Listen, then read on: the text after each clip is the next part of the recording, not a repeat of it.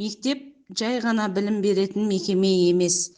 Мектеп тұлға қалыптасатын қасиетті орта, болашақтың іргетасы қаланатын алтын ұя. Әрбір оқушының арманы мен мақсаты осы мектеп қабырғасында қанат қағады. Ал сол үлкен жауапкершілікті арқалап жүрген ұстаздар мен басшылардың еңбегі қоғам үшін аса құнды еңбек. Бүгінгі мектеп өзгеріс пен дамудың орталығы. Заманауи білім беру жүйесінде мектеп басшысы тек әкімшілік қызмет атқарушы емес, ол көшбасшы, ұйымдастырушы, бағыт беруші тұлға. Табысты менеджер ең алдымен ұжымның ынтымағын қалыптастырып, мұғалімдердің кәсіби дамуына қолдау көрсете білуі қажет. Мен Әйтеке би атындағы орта мектебінің директоры Тұрсынбекова Фарида Рыстановна. Мен басқарып отқан мектеп 2 ауысымды. Қазіргі уақытта мектепте 463 оқушы білім алуда. Мектептегі педагог қызметкерлердің жалпы саны 57, оның 4-еуі арнаулы орта, 53-і жоғары білімді. Педагог қызметкерлердің кадрлық әлеуетіне тоқталсам, педагог зерттеуші санатында 13, педагог сарапшы санатында 18, педагог модератор санатында 20 педагог бар.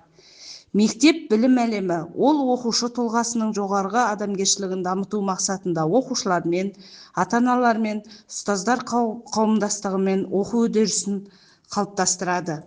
Әр ұстаздың мақсаты білім сапасын арттыру, оған қызығушылық пен белсенділікті арттыру. Осы орайда мектеп жұмысын үйлесімді ұйымдастыру, қамқоршылық кеңес, педагогикалық кеңес, әдістемелік кеңес және директор жанында кеңестер арқылы жүзеге аспақ.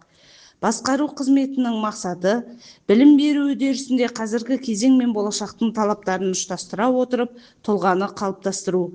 Халықтық тәрбие тағылымын игерген білімді, құзыретті, өз бетінше ойлайтын шығармашыл тұлғаны тәрбиелеу болса, басшының қазіргі мектепті басқаруының негізгі функцияларына мектептің қызметін басқару мен мектептің дамуын басқару функциялары жатады. Қазіргі мектепті басқарып отырған менеджер басшының бойынан мына қасиеттер. Атап айтқанда, білімі кең, қабілеті жоғары, өзіндік көзқарасы мен құндылықтары қалыптасқан, рухани тәрбиесі мол, құзыретті тұлға сияқты қасиеттер табылған жағдайда мектеп үлкен белестерден көрінетіні анық. Басқарудың басты күші адамдарға сенім арту, ұжымда өзара құрмет, қолдау және бірлік болған жерде нәтиже де жоғары болады. Себебі мектептің жетістігі бір адамның емес, бүкіл ұжымның ортақ еңбегінің жемісі. Инновациялық білім жаңа білімге және динамикаға негізделген білім делінген. Бұдан 2 ерекшелікті байқауға болады: жаңашылдық және прогрессшілдік. Міне осындай инновациялық білім беру нәтижесінде соңғы 3 жылдың қорытындысы бойынша білім сапасында ұбт-ның көрсеткішінде, грант иегерлері мен алтын белгі иегерлерінің көрсеткіштерінде, мұғалімдердің аудандық, облыстық байқаулардағы жетістіктерінің көрсеткіштерінде, мұғалімдердің республикалық қашықтық олимпиадаларындағы жетістіктерінде, оқушылардың пәндік олимпиада бойынша және қашықтық олимпиадалардағы жетістік көрсеткіштерінде жылдан жылға өсуі байқалады. Әдістемелік кеңес мектептің қызметі мен дамуын диагностикалық негізде жүзеге асыратын ұйым болып табылып, өзінің алдына қойған мақсат міндеттері бойынша жыл бойына жұмыс атқарады. Мектептегі 8 әдістемелік бірлестіктермен қатар пәнге қатысты оқу орталықтары, шығармашылық топтар жұмыс істейді. Атап айтқанда, тағылым озат тәжірибе мектебінің мақсаты ұстаздардың кәсіпті шеберлігін дамыту, білім беру үдерісін жетілдіру, жаңашылдыққа ұмтылу, озат тәжірибені насихаттау. Ал тәлім жас мамандар мектебінің мақсаты мектептегі жас мамандарға жол көрсетіп, әдістемелік көмек беру. Сондай-ақ мектептегі әдістемелік кеңестің ұйымдастыруымен түрлі семинар, кеңестер, коучингтер, дөңгелек үстелдер, пікір алмасулар, шеберлік сыныптар көптеп ұйымдастырылып отырады.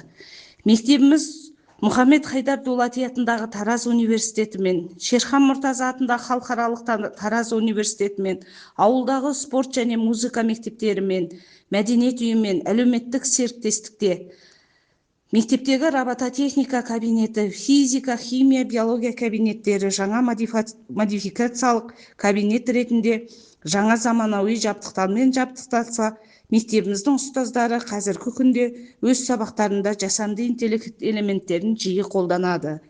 күнделік электронды журналын 100% толтырып, мектептің сайтына апта сайын тың мәліметтер салынып отыр. Мектебімізде биылғы оқу жылы бір мезгілдік тегін ыстық тамақпен 216 оқушы қамтамасыз етілсе, инклюзивті білім беру бойынша психикалық даму деңгейі тежелген және үйден оқытылатын оқушылардың саны жыл сайын азаюда. Қазіргі уақытта білім беру ұйымдарына үлкен міндеттер жүктелуде. Цифрлық технологиялардың дамуы, жаңа білім беру стандарттары, оқушылардың заманауи қажеттіліктері, мұның барлығы басшыдан жаңашылдықты, икемділікті және үздіксіз ізденісті талап етеді. Сондықтан әрбір табысты менеджер уақытпен бірге дамып, өзгеріске дайын болуы керек деп сөзімді аяқтағым келеді.